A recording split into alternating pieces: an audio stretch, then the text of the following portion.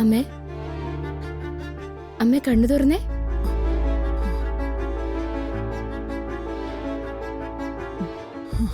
മുത്തശ്ശി,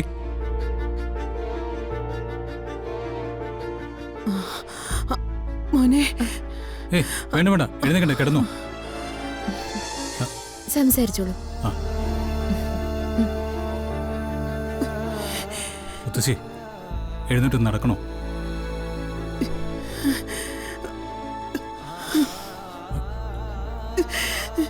മുത്തശ്ശി കരയല്ലേ? മുത്തശ്ശി കരയിപ്പിക്കരുന്ന് ഡോക്ടർ പ്രത്യേകം പറഞ്ഞിട്ടുണ്ട്. എന്നെ കരയിപ്പിക്കാൻ എന്റെ മക്കളുണ്ടെന്ന് ഡോക്ടർക്ക് അറിയില്ലല്ലോ. മോനെ വരുണേ, നിന്റെ ചെറിയച്ഛൻ എന്നെ കൊല്ലുന്നത് തന്നെയായിരുന്നു നല്ലത്. മുത്തശ്ശി എന്തൊക്കെയാ പറയുന്നത്?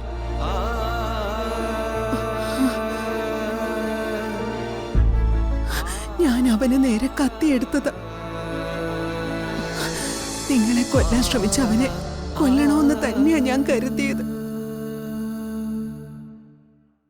പക്ഷേ കത്തി കയ്യിലിരുന്ന് വിറച്ചു.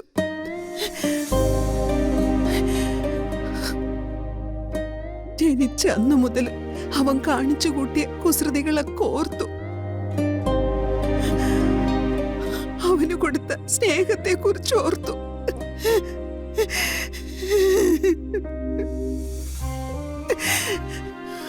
പിന്നെ കൈ പൊങ്ങിയില്ല.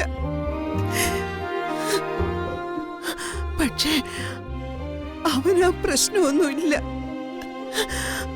അല്ലേ പത്മിനി?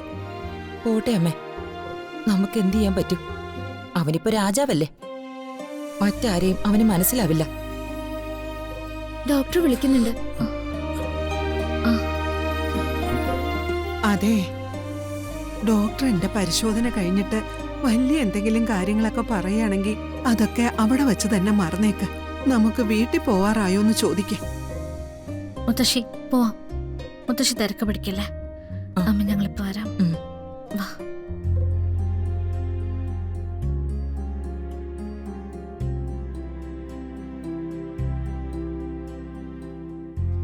ഡോക്ടർ, ഇരിക്കൂ.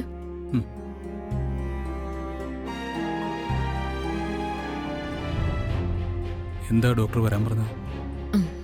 1-2 ടെസ്റ്റുകൾ കൂടെ ഉണ്ട്, പിന്നെ സ്കാനിങ്ങും. അത് ഇന്ന് തന്നെ ചെയ്യണം. ചെയ്യാം ഡോക്ടർ. ടെസ്റ്റിൽ പ്രശ്നങ്ങളൊന്നും ഇല്ലെങ്കിൽ ഇന്ന് തന്നെ തിരിച്ചു പോകുന്നതുകൊണ്ട് പ്രോബ്ലം ഒന്നുമില്ല. ടെസ്റ്റുകൾ ചെയ്തോളൂ ഡോക്ടർ. പണം ഞങ്ങൾ അറേഞ്ച് ചെയ്തോളാം. ഓക്കെ. പിന്നെ പോലീസ് കേസിന് താല്പര്യം ഇല്ലെന്നല്ലേ പറഞ്ഞത്? അത് വീടിനകത്ത് നടന്നൊരു സംഭവമില്ല ഡോക്ടർ. ഇത്തരം കാര്യങ്ങളൊക്കെ നിർബന്ധപൂർവ്വം ചോദിക്കണമെന്ന് കരുതുന്ന ഒരാളാ ഞാൻ. പിന്നെ നിങ്ങളുടെ ഇഷ്ടം. Okay doctor. എന്നാ ശരി. Thank you doctor.